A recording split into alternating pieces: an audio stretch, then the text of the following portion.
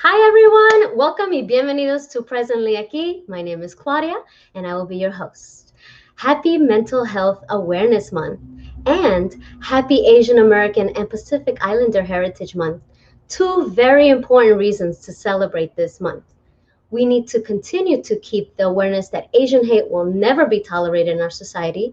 With that comes having awareness of your mental health and the state that it's currently in. And that should be the priority of your day, your week, life. For those of you joining me for the first time, I created Presently Aquí to serve as a platform for the Latino community and friends to discover for the first time or dive deeper into your mindfulness journey. Mindfulness is the key that will help you navigate your thoughts and emotions at any given moment by staying in the present moment and experiencing them fully. The more that you practice staying in the present moment, you'll understand why it's so magical. And slowly you'll become more and more aware of your habits and patterns so that you may adjust to what no longer serves you as you grow on this healing journey. By understanding ourselves, we create this deep awareness inside that becomes the first step and foundation to self-love. As always, for most of you that have been here before, I like to take a moment and ask all of you, how are you feeling at this very moment? In the spectrum of happy to sad, I just want you to know that wherever you land, it's okay, and that you are enough and that you are loved. In last month's webinar, the panelists and I highlighted the vulnerable masculine. It was such a mind-opening conversation how three extraordinary men navigate the effects of toxic masculinity in their lives and how they alchemize that energy to guide other men to healing. Please check out the webinar if you didn't catch it on Facebook and YouTube because it was truly amazing. Today's webinar, we will be bringing awareness to the way we perceive money due to our social conditioning. The panelists will help us understand our scarcity mindset and how it's absolutely possible to change our perception to an abundant mindset, which in turn will serve for our greatest good. And also a quick reminder that this is an interactive live session, so please feel free to join in on the conversations. And if you have questions, I'm sure the panelists will be happy to answer your questions regarding money or healing around it. So without a further ado, my first guest and personal finance consultant is Tiffany Hervas. Aside from being a personal finance consultant, Tiffany is also a psychotherapist. She has successfully been able to blend the two professions as a financial therapist, where she works towards shifting her clients from scarcity to an abundant mindset and active healing intergenerational financial trauma. So we're going to welcome Tiffany. Yay! Welcome, Tiffany. Hi! Great Hi. to be here. So excited. So excited to have you. How are you today? I'm good. I am good. Just coming back from a vacation, still with the sun on my skin and still with my heart in the DR. I was just enjoying that vacation. Yeah, you look like the sun. You look like the sun. You glowing. You got It's that beautiful to be reminded to be present for sure. for sure. Right. All right. So my next guest helped me see and learn different ways of making money work for me. Is my very dear friend Johnny Lee. Johnny is a Los Angeles business owner and a big supporter for small businesses in his local community. He co-founded K-Town for All, which is a volunteer-led community organization, and is deeply passionate about finance literacy and economic mobility. Yay! Welcome, Johnny. Hi, Johnny. Hello, hello, hello. How you guys doing? Oh, great. How are you today? I'm pretty good. I'm relaxed. Good, good. Yeah. I'm glad. I'm so happy to have both of you here because you're both so dear to me. I mean, I've known Johnny for about 3.5 years, and I Wow. mean, can you believe that already? Like, you've never stopped talking about ways of money and how to do it, and like ever since I met you, and here you are creating this wonderful environment for everyone who wants to learn. So, and then Tiffany, I mean, we've had some amazing conversations in the past few months, which has helped me tremendously to go from that scarcity to that abundant mindset. So my heart to both of you for being here today. Thank you so much. So usually I have a guest that will perform a quick meditation, but today I will be doing that. So if you, everyone at home, can sit in a comfortable position, and I will quickly just give you a quick meditation to start our webinar for today. So if you can, close your eyes or have your eyes lowered. Okay, so we're going to take a deep breath. All right, another deep breath. One more. Okay, on our next breath, I want you to scan your body. Scan your body for any tightness that you may be holding from the day, so we can completely relax from everything that's been through, what you've been through today.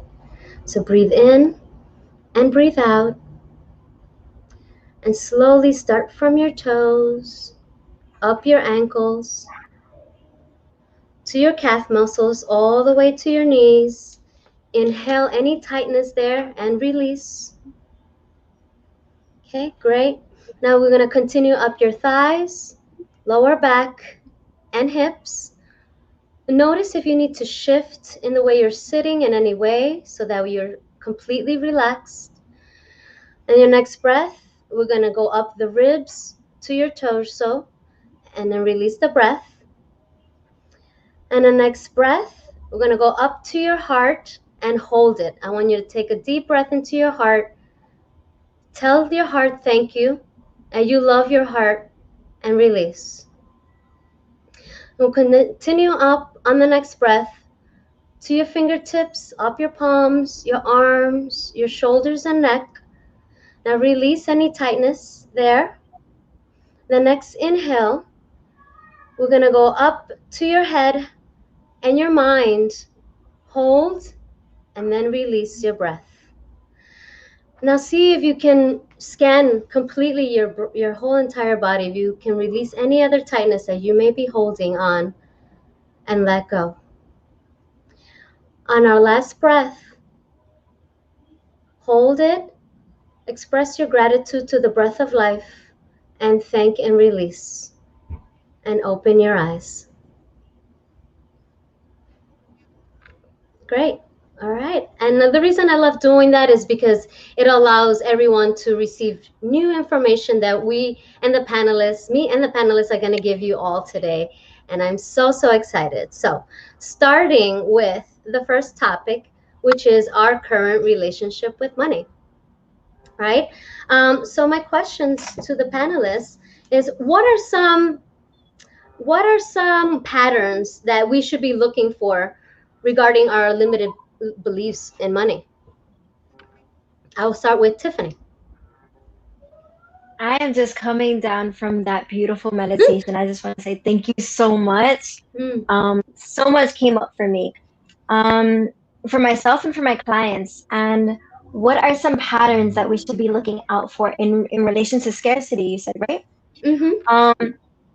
It would be anything you see as a challenge, anything an individual might see as an obstacle, as something they can't. And those words saying, I can't do this, or it's not in me to do that, or I don't want to do this because I feel like a negative outcome is coming, automatically putting ourselves as an obstacle. Right. Finding money as being the enemy, and as if we don't have control over it.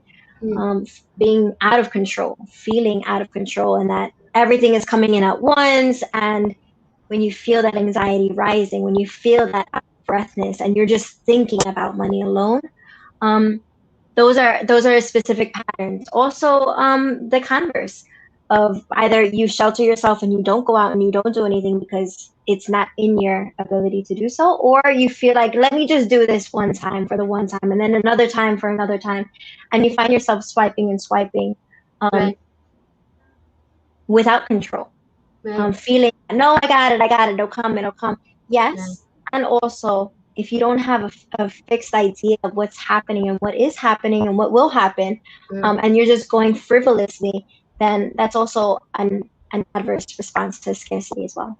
Yeah, definitely. Johnny, anything you want to add regarding what you usually come across with your clients regarding Um, scarcity?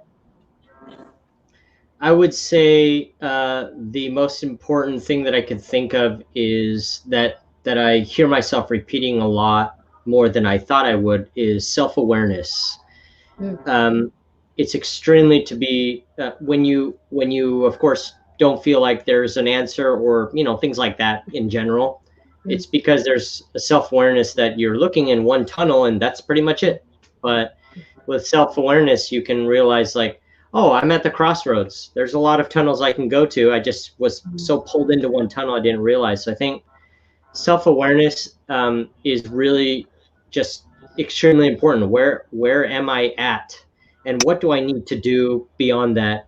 I think, yeah, when we think we're trapped somewhere or we're just focused on one area or one thing or something, Right. there's very little self-awareness. That's why we have people like you guys and friends to tell us like, hey, by the way, there's more options. There is more to it. It's not, you're not Mhm. just there, so. Right, right, right. Mm-hmm. And also, I just want to make everyone aware. Johnny's not being rude. He's not a big camera guy, so it's just that's how he is. But he loves to share what he's got. Tiffany, anything else you wanted to add regarding what Johnny said? Yeah, self-awareness is super important. Just um, noticing those habits as you see yourself, like where, as seeing money as a sense of exchange, right? We like to say it's an energetic exchange or transaction. So sure, you're swiping at a supermarket, or sure, Mm.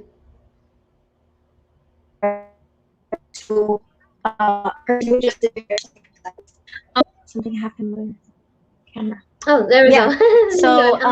Uh-huh. we're okay. Yes. Seeing money as a sense of an energetic exchange, being mindful of where you're allocating that money, and mindfulness as a sense of being intentional where you spend your money as well. And not seeing it as a sense of entrapment, not seeing it as a sense of like looking at a budgeting as a sense of limiting yourself, Right. but almost as where how you can allocate the money that you are able to spend. What is it that you are able to spend instead of how much are you not able to? Right. And for both of you, well, I mean, we all know this, but this is a big conditioning from, for us, for the minority group, right? The people of color that were taught that money isn't something positive, right? Do you feel like that's something that in your community, your own community, that's what they struggle mostly with, is the way that they've been conditioned to see money? I'll just speak for the Latino community, the Latinx community, right? Um, we see money as taboo. Like we don't speak about money at all. De eso no se habla. Of that we do Right. not speak of, because like what happens in the home happens in the home. Whatever Mhm. mommy or dad is doing, that is their business. But yet we hear them actively saying, "Oh, but I don't have this, and I got to pay this buddy, and I got to pay this bill." Hear complaints actively about the money that they don't have, but we Right. never really have conversations about how we actively manage that money. Whether Right. we have a lot of money or we have very little money, Right. regardless, you manage the money the same. Right. Um, and so, yeah, and our community is a very taboo conversation. And why is that? Because so often we don't have that management sensibility. A lot of institutions historically have shut us out from this kind of knowledge.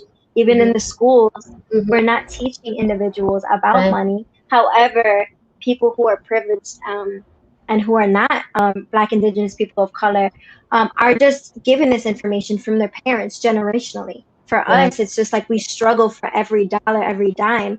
And if we want to splurge on something, we feel like, yeah, we deserved it because we absolutely worked Right. our butt off for it. And then we shouldn't feel guilty for that. Right. Um, so Yeah. there's a lot of layers that come with why we Mhm. are, or why our community finds ourselves in the situation that we do. And Johnny, enlighten us about your community. What are kind of some of the struggles that the Asian community struggle with money? Because I know, for being on the opposite end, people usually see Asian people as smart and with money, with numbers, right? That they should know all this stuff. And what is your perspective on this? Well, a lot of that has to do with the access to education prior to immigrating to America, in large in part. But that actually causes, and of course that has its own issues. And one of them is that, like where I'm in Los Angeles, there's a place called Koreatown, and if you go there, if you just hang out in the corner, you will see Beamers and Mm-hmm. Lexus and Mercedes, and you'll see all of those things lined up. It turns out that most people in those, there's nothing wrong with that, but most people, they have those cars because they're trying to make sure that they're trying to cover the fact that I'm okay, I'm doing okay, I'm just like everyone else. I'm here as an immigrant. I work hard, so I have everything that everyone else has. But in fact, most of those folks are those folks actually in debt, and a lot of it has to do with shame. It's kind of like, and this doesn't speak for everyone in the community, obviously, but a lot of it's shame. It's like, okay, my parents had access, they worked hard, so they put me to school, they put me to a good school or whatever it was. And so now there's this pressure that I have to do well. And you know how embarrassing for some Asian American parents, it's embarrassing. It's like, we came here just like everyone else, we worked hard. Your kid is a lawyer, but our kid can't figure out, like, is still in college, or so there's like a reverse shame. It's like you should be able Mm. to. So that same way, Asians also don't talk about money in that way, because it's like, we don't want to know that we have less than you. Mm. We just look at what's out in the driveway. That's all you need to know. Okay, you got a Beamer, Mm. I got a Beamer. Okay, we're both doing good, and that's what we want people to believe. But in fact, that's not the case. A lot of people are in debt, and they'll do whatever it takes to make it look like they work just as hard as everyone else. But the truth is, it's like, guys, it's okay. We don't have to be this model success or whatever. You don't have to do that. You can do whatever you want. And whether you make money or not, obviously you got to pay bills and do that. But there shouldn't be shame. And we see a lot more of that now. We see a lot of people going like, I don't want to be a lawyer, doctor, engineer, whatever. I want to do what I want to do. And for a lot of Asian immigrant parents who work their butts off to put kids in college, they're having a hard time accepting that. They're really having Mm. a hard time accepting that, because it's like, work hard, get a good go to college, get a good job, and be conservative, and speak to your own, and just just stay silent, do your thing, and you'll be okay. And that worked for some people, but I think this generation and my generation of Asian Americans are like, no, we want to do a lot of stuff. We want to be, some of us want to be loud, and we don't necessarily care if we drive this car or if we only take the train. And I see more Mm. and more of that. That's encouraging, but there is still that very strong lingering effect where it's like, if you don't achieve, you failed as an Asian, kind of thing. And it's kind of, Mm. it's wild, but that's riddled Mm. in our thing. I think for other communities, like, there is not that similar pressure, Mm. but there's definitely that pressure in our community. And yeah, people are like, oh, you're Asian and you can't figure out you're Mhm. 30 years old, you don't really have a career, what's wrong with you? Mhm. You should have one. Your parents worked hard and you went to a good school, so this plus this equals this, right? But it's Mhm. not that case. And a lot of people are faking it because they're afraid of that shame. They have that shame. Yeah. So it sucks. It's not good. Yeah, it is. I love that you shared all of that because it shows the people that, we all are struggling from some kind of money shame. It's just some kind of, we have it or we do have it or we have to pretend to have it, but none of it is healthy, right? None of it is healthy. None of it is working anymore. Which is why I really wanted to talk about this. I've come across, like, even I'll use, I live in Koreatown, so what he said is true.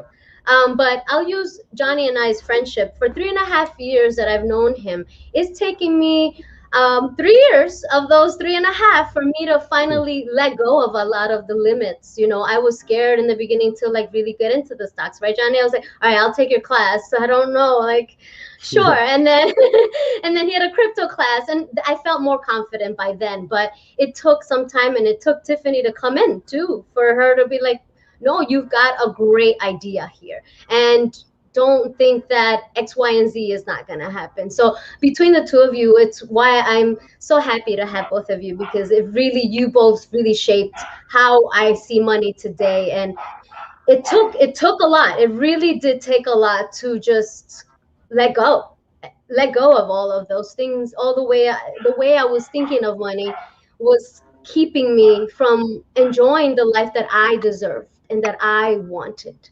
So I am a product of these two amazing people here. So this is everything for me. So thank you both. No, for real. So on the next topic, healing our money trauma. Speaking of, um, Johnny, what are some common traumas that you've seen that are hard to let go for people? Like there's one that just people can't seem to cross that trauma. Um, I don't know if I can speak well on trauma per se. I think it's that's a good question. I don't know. I mean, if you want, we could come back to you. I'll go to Tiffany. Yeah, I'll jump I'm in. not Yeah, sure. yeah, I'm yeah. not sure. It's okay. Trauma. I think of any situation that has sparked or has a significant impact on a person's life. Any event. And so it could be so much as your tire went out on your car and now you got to lay out maybe $400 that you didn't have. And that trickled down a whole domino effect into how debt has accrued. And now that debt is in collections at this point. So like that whole trauma, or maybe intergenerationally looking at what happened to your parents, and that they're swiping credit cards to pay bills, and now they have like so much credit card debt, maybe 10 credit cards to their name, and that's why you have 10 credit cards for you as an adult. Where did you learn your money habits and how those habits have been passed down? Maybe the cycles of poverty as well, just living in impoverished conditions. You're fine with what you have. Oh, she's coming back. She's coming back slowly. Oh, I'm frozen. There you go. She's coming back slowly. There you Am I back? I'm back.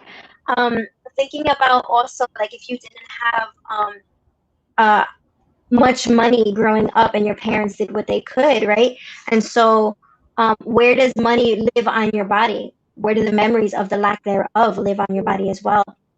And I was giving an example to like small shoes and how you have marks on your feet from wearing small shoes for a long period of time, or how like you got made fun of for wearing certain clothes, like certain things. Maybe like you didn't have much money as a child, and so now as an adult you're committed to giving yourself the life that you want without really having that money maybe behind you to do so. Or maybe becoming in a lot of debt going to college, and now you have a profession but you're also in debt as well. There's so many different forms of the way trauma manifests itself, either from specific events, life events, or through the past of our family that have been passed down to us, or things that we maybe might cause upon ourselves, habits that we cause upon ourselves. To heal those money traumas. Sorry, you were saying something? No, it just made me think of, you think it's possible to have money PTSD? Absolutely. I absolutely. Post-traumatic stress of not having enough. Yeah, which is where scarcity comes from, which is where that limiting or that limitations come from, is because you went through, an individual might have gone through a certain experience, a certain time, a depression, because of the lack of money. We went through an actual Great Depression in which people lived through that, and there's still people with PTSD of what they went through in terms of hunger alone. And I think of now what we're going through and what happened with the pandemic. There were a million, I give this example all the time, there were a million GoFundMes, many of which were either funded or unfunded. And so if you're not able to fund that passing of a loved one, and now you're not able to maintain the household in which that loved one lived in without their contributing income, now what happens to you? PTSD of now money that you don't have, and where are you going to find this money if unemployment is not coming in, if money is being held in all different corners, if you can't get a job, or if you're scared to get a job because we're in the middle of a pandemic, right? There's a lot of feelings surrounding anxiety and depression that have happened specifically in the time that we're living in. Yeah, for sure. Johnny, anything you want to add? yeah, I would say, yeah, when I was growing up, my father did pretty well. So a lot of we were amongst my father's family and my mom's family. My dad was the one constantly loaning people money, Mm. and just, that causes nothing but stress.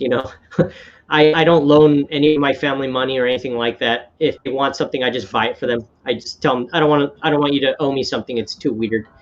Um, Yeah. and I think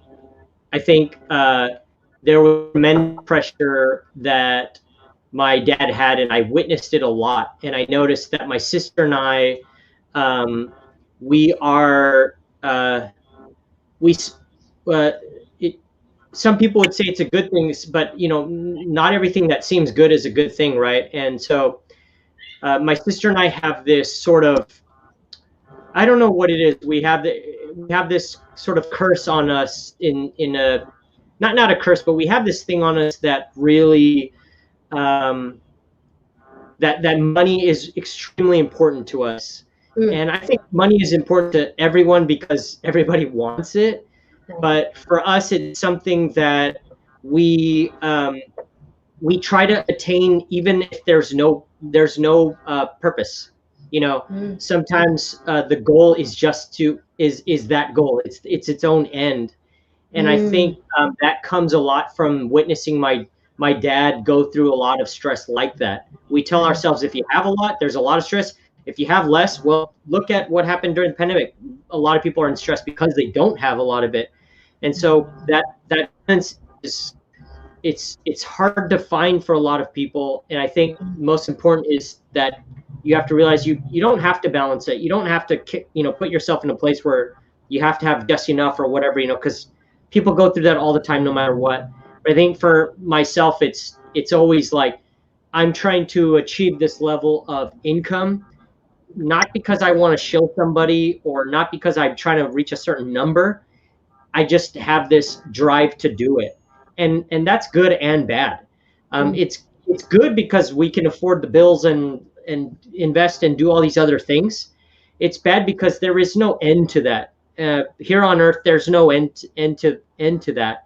And it's not like, oh, I want this car and now I want a better car and I want a better car. I don't really care about cars. I have a Yeah. bicycle, right? Hmm. So Yeah. it's not really a material thing. It's more just it's a generational thing. Somehow my Mm. dad's massive amount of stress with money because he had enough of it to give to other people, who took advantage of that. I think Mm. in a lot of parts, I think about that a lot when I think about the way my sister and I view money now. Mm. It's Mm. very interesting. We have well then more than enough, and that's not it.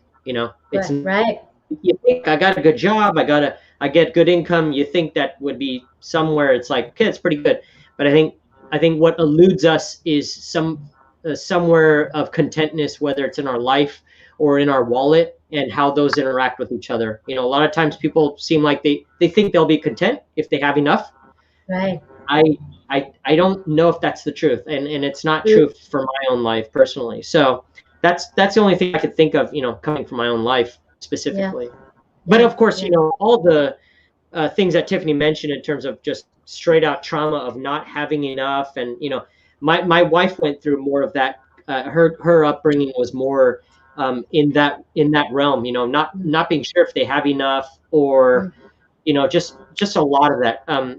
She was born and raised in Koreatown, and a lot of people went through that life. Mm. When we think of Asian Americans, we think like doing pretty Mm.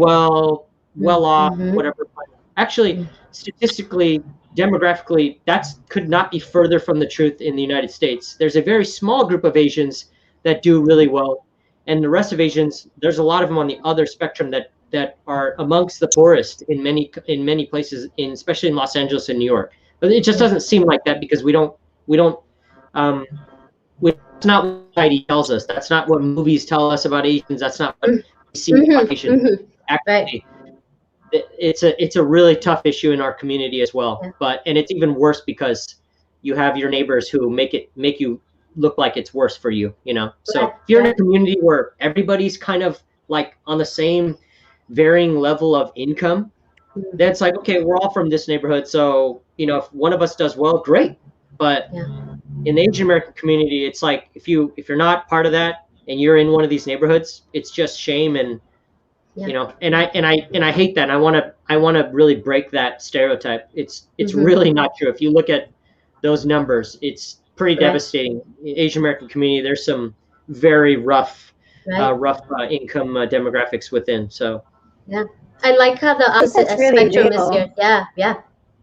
Hmm. That's really real, like the shame and the guilt that's really associated, specifically within your community, because you have such a would you say like the stereotype? Yeah, stereotype of success or intellect associated with economic status.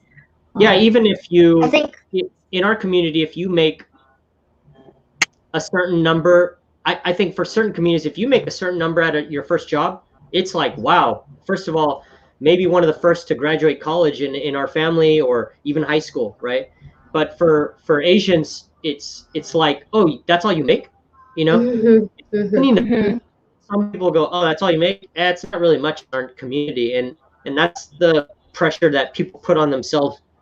So yeah, for me personally, what has helped me is I've been telling more people exactly how much I make, exactly dollar amounts. Like, hey, I did this thing, I made this much, and more I tell my friends this is exactly how much I made. Hmm. Not to boast it, but so that you know that you don't have to wonder how much I make or whatever. I'll just tell you, and Hmm. and we can break the barrier. And I think more and more people need to do that because, I'm yeah, sure we're going to go into that topic anyway. But yeah, I mean, more people need to do that because it's just like, Yeah, who cares? Like, who yeah, cares if you make salary more? We're yeah. fine. transparency, You know, like salary who transparency. really cares?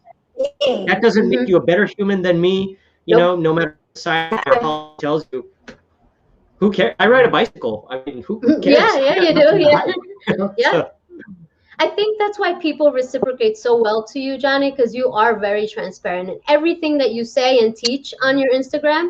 There's no like, because I've watched so many people already in this past 4 months in regards to the money space, and everyone is always trying to sell their product and they're not thinking about their clients and how that affects them. You know, it's just like, all right, I have this scheme and this is how you can change it. And I've heard so many, and you know, usually in the white people space, no offense, you know, the conversation is so different, and how they're selling, the words they use, it's nothing like what we talk about. Not even in this past 32 minutes that we've been in this conversation. It's so different, the programming and how everything's viewed. And that's why this is so important to see the spectrum of all of us, the minority communities, how we're all struggling in different ways. It's either lacking or it's too much, if it's not enough, is this. And having the transparency will definitely take away a lot of that, the dividing lines, right, between us, and seeing like, oh, we can help each other in money, in that money realm. It's not only like, oh, we can collaborate because you know stuff and I know stuff. No, in that space too, like, how can we help each other make more money, or invest together, which is something that Johnny does, you know, which I love. It's a community effort and it's so important. So thank you for talking and speaking on that. So important. um, so I wanted to ask a question, but it's gonna be a two-parter. Um, for, let's say, for your individual client, right? What is one simple technique that a person can start today by shifting their money perspective? Um, Tiffany, I'll start with you. Um, I would say that addressing the first question that you asked us as a panelist, what is your relationship to money? Mm, Uh, Identifying that self-awareness that Johnny brought in, self-awareness and observing how you are with that exchange of money.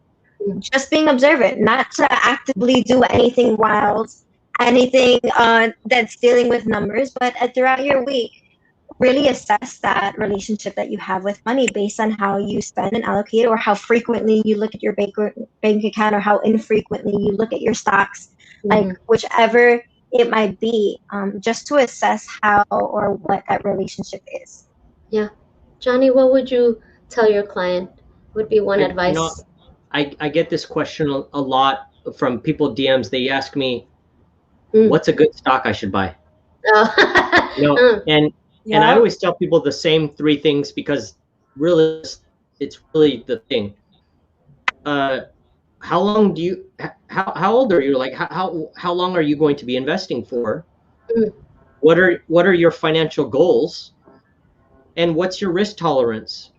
Because the stocks that I like are not going to be good for this person or this person or this person, maybe this person, right?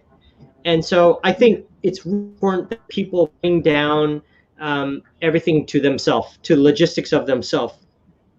I'm very conservative. Okay, well then you're definitely not going to like this investment, right? Right. So you have to know yourself, and I tell people this all the time. You have to know yourself. Everyone's asking experts or Instagrammers or YouTubers or people like me or whatever. They're asking like, what should I be doing?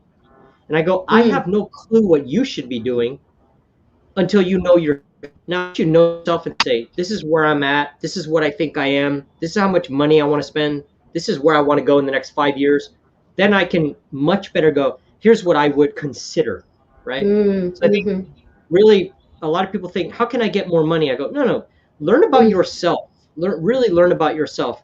If I gave you an opportunity to make money, 99% of people would never follow through with it, right? It's very, very difficult, right? So you have to know yourself. What am I willing to do? I could say, hey, run a mile for me. I'll give you $1,000. Most people are not going to do it, right? Most people are not. They're just not going to do it. It's easy, I guess. You could walk if you want, right? It's easy to do, but it really, really comes down to knowing yourself. And I think people that like I don't need to know about myself. I just need to know what the next thing that's going to explode. Right. I go now. I could tell you what it is, or I could probably give you a couple guesses, but you're probably not going to do it. You're probably not going to do it, and that's most people. There's all the information of things happening are in the news. You could follow the trends, but you're not going to do it. So you have to know yourself. I think once you know yourself, I'll just be totally honest. My perspective, I think, has a lot to do with ourselves, like how we execute the things we say we're going to do. A lot of people tell me all the time, I'm going to do this. Okay. I'm not doubting you, but I'm pretty sure you're not going to do that, So it really comes down to just yourself. Are you really going to do it? And the quote that I tell people is simple. It's if you're not seriously investing, you're not seriously taking it seriously. That's really it. If you're not seriously considering what am I going to do now that's going to affect me later, then you're not really worried about the later. And I think you have to really ask yourself, do I care about the later? Do I care about my family's later, my family's future? For me, I care about my kids' future. So I'm going to lock in everything now, right? And I'm not saying you love your family more if you are trying to figure out their financial security, but I'm also not saying that. I really think if you really care about someone, you got to hug them, you got to feed them, and all the other stuff. But if you're not thinking about, okay, what's your future, college, high school, whatever, how can I help you get a career? If you're not thinking about those things, are you really taking it seriously? And people don't like to hear that, but I just think that's true. Are you really taking it seriously if you're not really seriously doing it right now? Yeah. I don't know. Yeah. No, I can't agree more. I think on my end, what I can add is when you're dealing with money, where in your body are you feeling the hesitation? Right? Where's the limitation coming from? Is it in your gut? Is it just only up here? The bad cycle of words that you keep telling yourself about money. Like start there. Like when you go to the supermarket, right?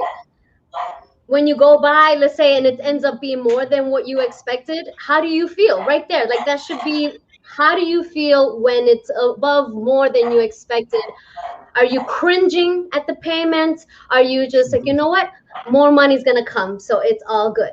So it all depends on what that interaction was. And it'll come little by little. There's little triggers that you'll see as I love that Johnny brought that up. Like, how are you with money? How are you? Do you know yourself with money? How are you when you just go food shopping? That's why I'm bringing that up. How are you when you blow a tire and it kind of throws you off for $400, $500 under? Where is your attitude from there? Where do you lean to and start shifting from that, seeing the patterns of your money self-awareness? Otherwise it's just going to keep rampant into this vicious cycle, where I think Tiffany was saying, like, we living in poverty and you're just stuck in this never-ending cycle of not letting go. And also, when Johnny was saying about not knowing and people want to know what's the next big stock, is also, it made me think about when people win the lottery, right? You got the millions. Okay, now what? Nothing. You're going to lose all of it because you don't have. And how many people end up in debt after they win $1 million? Right. Jackpot. Right. So even if you're given this money that you're hoping and praying, not having the relationship with you and not having the relationship with money in a more stable and sustainable, healthy way, then it's just, you're always going to keep on this rampant, vicious cycle of not having, or always not enough, or just some type of limiting belief. Did any of you want to add? I think also to Johnny's point, to Johnny's point about your second thing about what are your financial goals? Maybe investing is not in your financial goal plan at this moment. Part of shipping, like my step 2 of shifting the money perspective, is setting a budget for yourself. Maybe setting a budget for yourself for the first time, or maybe doing so monthly. Know your numbers, so that way you will know how you are when you go to the grocery. Look at your previous receipts. Is it typically 100 and 150? And now this week it happened to be 200. Where are we going? What are we doing? And if it's an extra 50, do you have that in your budget? Then you're fine. Really assessing how you're spending your money, and look at it in terms like I can spend this instead of looking at a budget of like track this amount. I know, no. We lost you a little bit. Say the last sentence. Sorry, you're back. Looking at spending and saying, like, I can spend this much. I am able to, instead of putting a limiting belief or that negative self-talk, I don't have enough. And then holding yourself back that way. Set a budget for yourself. Do so every month. Get a group of people that you love to also do the same thing. Be a part of a group or a community that's focused on their financial goals, and encourage one another that way. Yeah, that's a great idea. And also, one thing for me was cringing every time I go look into my bank account, like, but then that means that I don't have my relationship with money. If I'm cringing before I even look at it, I should know what's there. I should know what's happening, right? Not the like. Right. If you spend 50 here and 50 there and 100 there, you should know exactly how much ballparkish that you're going to be looking at. So I think and have had that cringe moment in that. And having the transparency not only with others but with yourself, right? Like, be true to yourself. Just be honest. Just be honest. Just be honest. And the budgeting will definitely help. It's helped me, thanks to Tiffany, like seeing and looking at it and accepting it, right? And be like, okay, no, this is what I can work with, and more will come. And I can't hold on to this belief that only this is the only one way of stream of getting money. I can only get money if I work a 9-to-5 job only. No, there's many ways. There's multiple options, opportunities. And when you're ready, you have, Johnny and Tiffany already here, and there's millions of other people always teaching ways of money. But for me personally, I trust these two the most. But once you'll get a handle of you being transparent with yourself, being transparent with your family, being transparent with your friends, and accepting, right? It's also accepting what you have right now, and then planning ahead, planning for what you want. Other forms, if you want to be that person that wants multiple streams of income, then you plan that out. If you just want to be that 9-to-5 person, that's not bad either, but accept it. It's all accept where you are with money, and then move forward and how you want to, build this goal with it. Something recently I've shared with a friend, actually, that I realized that when you talk about money, it's kind of like you're talking about a relationship. It is a relationship. Like, think about it like if you're dating money. Like, what kind of relationship do you want to have with this person, right? Like, do you want it to be a happy, joyful experience, or do you want it to be a negative, just terrible, suffering, struggling experience with this person? Would you be dating this person? Probably not. So just see it as a person also, and you'll see as you start to fix that relationship with money as a person, right? If you didn't like certain habits, though, and the habits are not the money, it's you. It's what I'm talking about. It's like this mirror. Right. The money is your mirror. Like, oh, okay, it's me that I'm not, I'm doing this, or I'm feeling this, or, you know, yeah. So this is just something I realized. I'm like, oh, it's kind of like dating, but you're dating money. Would you date someone who's toxic? Or would you date someone who's positive and sustainable and healthy, and it's going to help you grow and become a better person, right? So in that, I thought, wow, that was an interesting way that it just clicked on me, and I was like, oh my god, that's so true. Yeah, and for me, that touches on a lot of like intentionality. Where are Mm, we intentionally allocating our money to? Is it to classes that'll help us grow? Is it towards equipment for our businesses that we know we're gonna use all of the time? Or is it on a blouse that we know that we're gonna buy for one event and never look at it again? Not Um, me. or yeah, right? Like where are we intentionally investing our money? Are we investing our money in ourselves too, in our own self-care? What does that look like as well? right, right, Yeah. right. Johnny, did you want to add anything? I should probably spend more money on self-care. I think so. I Mm-hmm. I'm all for it, yeah, Johnny. Do it. yeah. Self-care is important. Yep. So important. Absolutely. That's also right. If who are you throwing money out just to buy the next big coin or the next big stock, or are you taking Right. care of you? Are you mentally relaxed? Are you in a good mental space? Is your body in a good space? Like, those are things that you should be investing versus what's the next hot thing. So yeah, that's a great thing. One thing I wanted to add regarding this Stop shift. comparing yourself. Sorry, what was that, Tiffany? Oh, I was just saying, stop comparing yourself to your neighbors, to your friends, to any of us. Stop trying to like level up on the next person.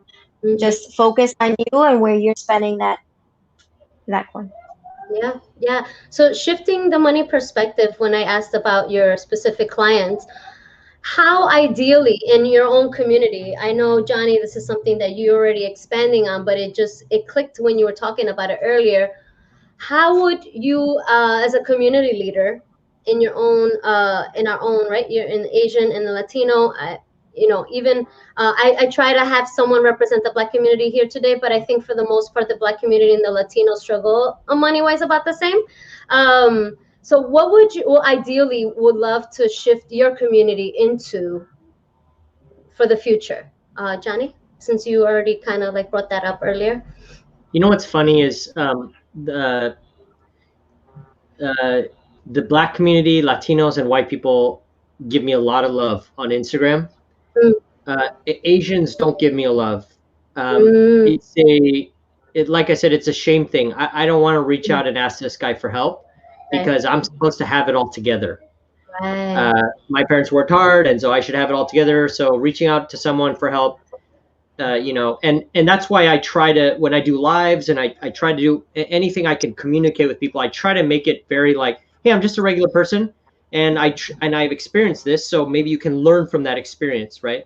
And so that's where I feel like I really thrive, But for the most part, like Asian Americans don't really they don't message me as much. They really Right. don't. I think for the Black community, um, and just whatever community beyond that, I think a lot of them might not have those types of people in their lives that can teach them about money or investing. So Mm, they're happy to reach out. In fact, they reach out a lot. I get hundreds of DMs every week from people asking me like, "Hey, I want to know what you know," kind of thing. mm, But Asians, especially Asian males, they approach me very slowly, and they're mm, like, I don't want this guy to know that I am trying to figure it out. It's mm, very prideful. And I just try to melt that mm, away, and I go, hey, we're all just trying to figure it out. Our lives are short. just learn from me if you can, and just who cares? It's about your family. I mean, learning from me doesn't. I'm not going to tell anyone like, oh, this guy had to ask me for help. Like I don't. I ask people for help all the time, you know. So, Mm-hmm. but yeah, and this is so random, but I just received a business award from the mayor, Mm-hmm. Los Angeles, and it was for Asian Pacific American Heritage Month. And what's weird is like that's the first time that I've been sort of recognized within my own community, which is very weird, you know, and very odd. I Mm-hmm. always wanted to, you know, be accepted there in some way, and it's never happened before. Right. So, um, yeah, we anytime you see an Asian that's doing something successful, you can look at their clients, and you'll find that a lot of their clients are not Asian just because of that cultural Mm-hmm. just barrier, you know. But this Yeah. year I've noticed just a little bit more people reaching out who are Asian American, and for us, it for me it's like, hey guys, we don't have to have the facade of being wealthy or being smart or whatever. We don't have to have that. Just take care of your investments, take care of your family, and that's all you really need. We don't need to take on what other people think that we are. Right. And you know, be more transparent with your family and friends about your money, you know. We don't Mm-hmm. need to be whatever people think we are. We don't have to be that. If you don't make a lot, it's okay. We'll figure that out. My goal Right. for my team is I'm going to turn everybody in my team into a millionaire. That's my Mm-hmm. goal, and I know I'll reach it. We Mm-hmm. have a lot of great things happening for us that will get us there. And that's what I tell people. I go, hey, I don't care if you have money or you're an engineer or you work, you're a housekeeper. I don't care what you are. I'm gonna bring everybody up. I don't care what level you're at. We're gonna bring you up. You're Asian, you're black, I really don't care. It doesn't matter to me. 10, 20 years from now, when you're a millionaire, though, it's going to be really freaking sweet, and we're going to have a lot of fun, right? So that's just how I see it. It's hard to be seen as a leader in the Asian American community with money. It's really difficult. It's really Mm-hmm. difficult. You're either this like very rich, wealthy Asian American person that people just look up to because like, oh, well, he's got the money, so he achieved, so we all like this person, you know. Right. Right. And I try to go opposite of that. I tell people all the time, this is how much I have in my bank account. I ride my bicycle. You Mm-hmm. know, you want me to buy a Lamborghini? I'll buy it if that helps you. But it doesn't really, you know, matter to me. Those things are not as important to me. The impact is what matters to me.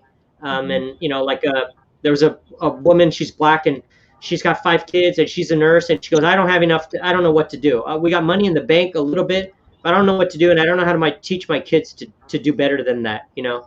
And I was like, let's do it. And we worked for months trying to, you know, figure it out.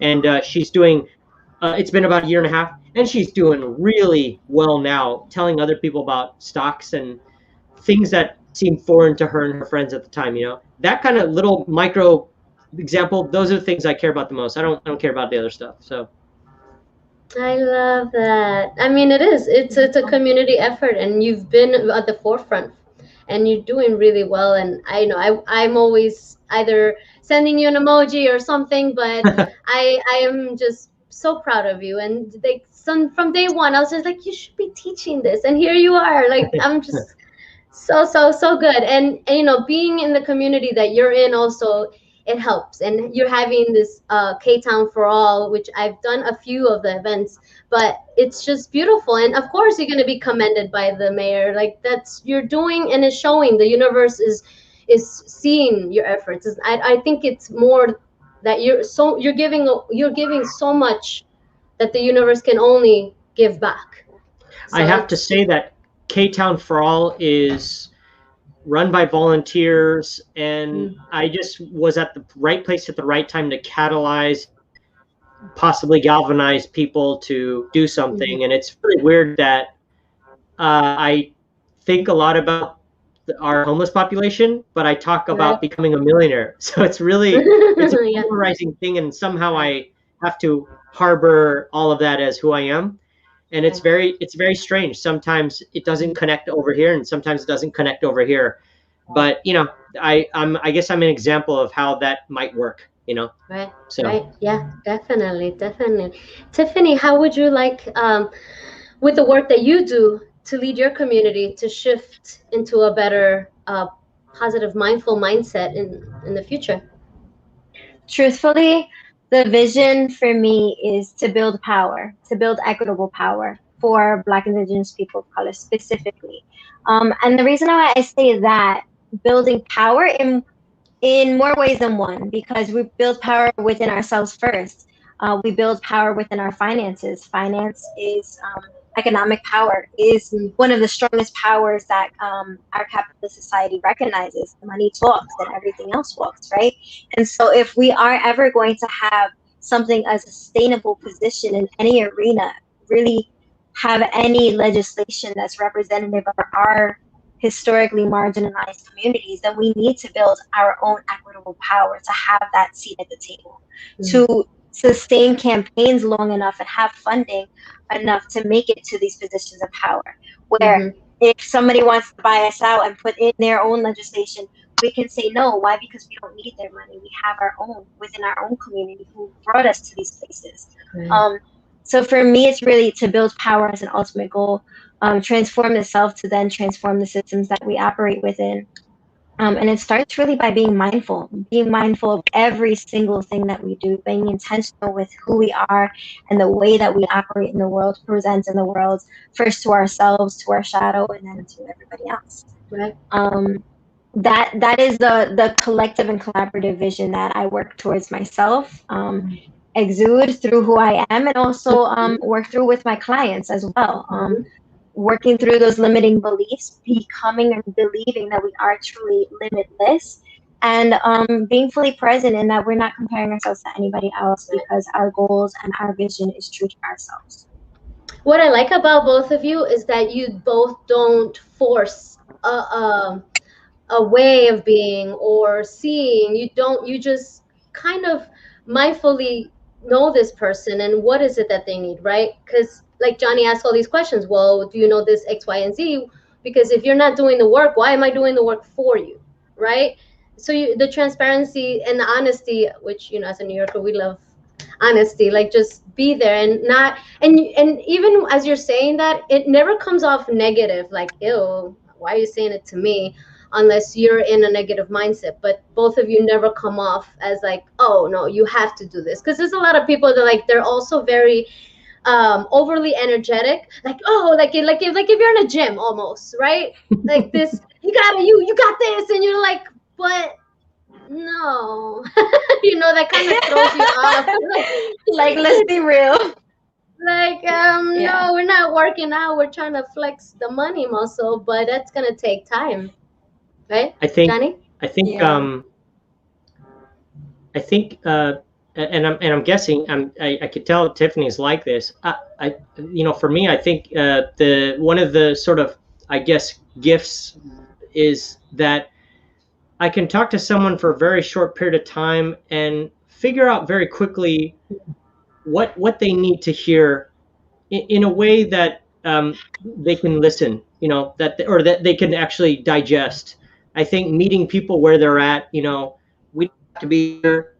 Tell me where you're at, and then we could start from there. And I think that's really important for people to have someone like that. You look at some of these people that, and I'm not saying they're negative things, but you look at some of these people that are showing off ultra wealth, and pretty much they're saying you can be like me. I don't think you are meeting people where they're at. You're just staying with where you're at, and like, I'm going to be rich. If you want to join me, you can. If you're not, you're a loser. And I feel like a lot of people exude that message. We see that a lot on TV. They're not telling you explicitly that, but they're saying you're not going to be happy if you don't have these things. And I just don't think that's true. Some of the people I've met in this world don't care about anything except their family, whether their family, it makes sure their family is fed, and that's it. And I really like that. The contentness of caring about that the most is really just such a big takeaway. For me, I'm like, got to think about how to take care in these multiple ways. But I feel like there's some people just like, just make sure everyone's full. That's it. And I really appreciate that. That is meeting people where they're at, because we all get. So I really like that, and I think that's just such a key thing to be aware of. How can I if I really want to help this person, I'm not going to show them a Gucci bag or I don't know, whatever. I have to ask them, well, what are you doing and what are you not doing, and how can we change that a little bit? You know, is it in here, or is it in the wallet, or is it just you're spending too much? Where can we start working that? You know, and I think that's I probably spend maybe too much time doing that, but I care about that most. So I'm always going after a couple people, 100 people, 50 people, and not like thousands of people. And I had that problem before. I created a group and I had too many people, and I realized I wasn't able to give attention to enough people. And so I had to figure out how to go backwards. I care more about just who's with me. Okay, cool. Let's lock it in and let's grow, you know, rather than trying to get everybody in for the sake of numbers. So it never works. Bless you. Yeah, right. Bless you. You saw Thank you. No, this is great. And this is why I wanted to put this together, because people don't realize that mindfulness is a big part of everything you do, including money. If you're not mindful about yourself, how you eat, how you spend money, how you love, how anything you do, then how do you expect Tiffany or any other my panelists that have been here for different reasons to help you if you yourself are not willing to start to do the work within yourself? And so with that said, you know, try to figure out those things about yourself before reaching out to a finance expert, right? What are your money issues? What is it that you struggle with? Where do you want to see yourself in the future? Figure those things out, and where does money bother you, and then go to someone and say, hey, I need help, but this is what I've done, and this is what I know about myself, X, Y, and Z, and this is what I would like to see myself, X, Y, and Z. Because then, you know, you're wasting your time and their time, because nothing's going to get accomplished there. It's just, you know, again, in a relationship, if you're not doing the healing, the trauma healing about, you know, your inner child healing, then you can't expect your partner to come in and do it for you. Impossible, right? No one knows you but yourself better than anyone. So which is why it's so important to do this mindfulness. Get to know your relationship with money before you ask what is the hottest thing, because that's just ridiculous. You know. Before we end, is there anything that you, Johnny or Tiffany, wanted to add that the public should know? Ooh, the public should know. Get started. That's really it. Get started. Our lives are truly short, and I don't mean that in a sad, negative way, but we only get to enjoy so much. The key to a big part of investing is the compounding and time. So the longer you wait, the less time you have to do it. And so for some people, that should, you know, shake you, and sometimes we need a little wake up sometimes, you know. I know that people have done that for me. My mom, if I don't wake up when I was going to school, my mom says, wake up, you gotta go, you know, and you can't keep doing this. You can't keep waking up 10 minutes. I would be smacked. You're late. Yeah, we all need that. And especially as adults, we are so into our current ways that, you know, we don't go to friends and go, hey, you should probably stop doing that and probably start doing this. Like, we don't really do that as much. We don't allow certain people to do that, and we don't take it very seriously. And if you don't take it seriously, it's not like you're gonna not have friends anymore. Right. I think, you know, we have to be open to people going, hey, you know, you've been doing this thing for a long time. It's time to maybe change this habit. And start new habits when you think you know it all and you think you're at the, you know, you're smartest you've ever been, I think is the best time to start considering maybe I'm not doing everything the correct way, or a better way is available and I should consider it. So. Yeah. Okay, great. For me, the biggest thing I could say is just sit with yourself. Just sit with yourself tonight after you've heard this, after you've replayed it. Just sit with yourself, meditate, be mindful, and ask the universe, ask of yourself, what is it that you want to be attracting? I would like to say the next step after that would be sitting with a budget. But if you need somebody to also sit with you to make that budget, if that in itself is just scary for you to sit down with, then I'm here for you. There's always resources here for you, right? There's Yeah. PDFs free. If you want that resource, reach out. My services are free. And then we have all the resources, all the opportunities. They're here for you. We are here for you. Just sit with yourself and let us Which know what you leads need. me to, where can people find you, Tiffany? Where can people Girl, reach you? yes. Girl, yes. Should I give my email, my IG? Okay. Whatever you feel comfortable with. Yeah, so my IG, you can probably DM me real quick. It would be Tiffany, Tiffany, Noelle, Noelle _10. So that's Tiffany Noelle _10. Like this? And that's it. There you Boom. go. This is where you can Boom. find Tiffany, everyone. Feel free to send me a DM. I am accessible on all platforms. Perfect. Johnny, when can people find you? Just Waltz in the Street. I'm on Instagram. If you want to I'll put it be wider so people can motivated see. and called out, watch my I videos. love that IG handle. You see his handle now? Waltz in the Street. Amazing. I love it. Yay. Well, I hope that today's webinar helps some of you gain a deeper insight into your mindful money healing journey. Tune in next month's webinar as I host the LGBT plus community to redefine friendships. If today's episode resonated with you in any way, please subscribe, like, share, or message me at Presently Aqui. I'm available on all social media platforms. And thank you again for Johnny and Tiffany for sharing your light and presence with us today. And a great big thank you to the audience. Thank you so much for joining us. And my wish to all of you is to find the courage and strength to start the path to self-love because you deserve it. And as always, remember that the breath is the secret. If you don't know where to start, right here is your starting point. Take that breath, take 3 of them, and then go from there. Thank you, all of you. Have a great evening, and I'll see you next month. Thank you so much. Bye, guys. Bye. Bye.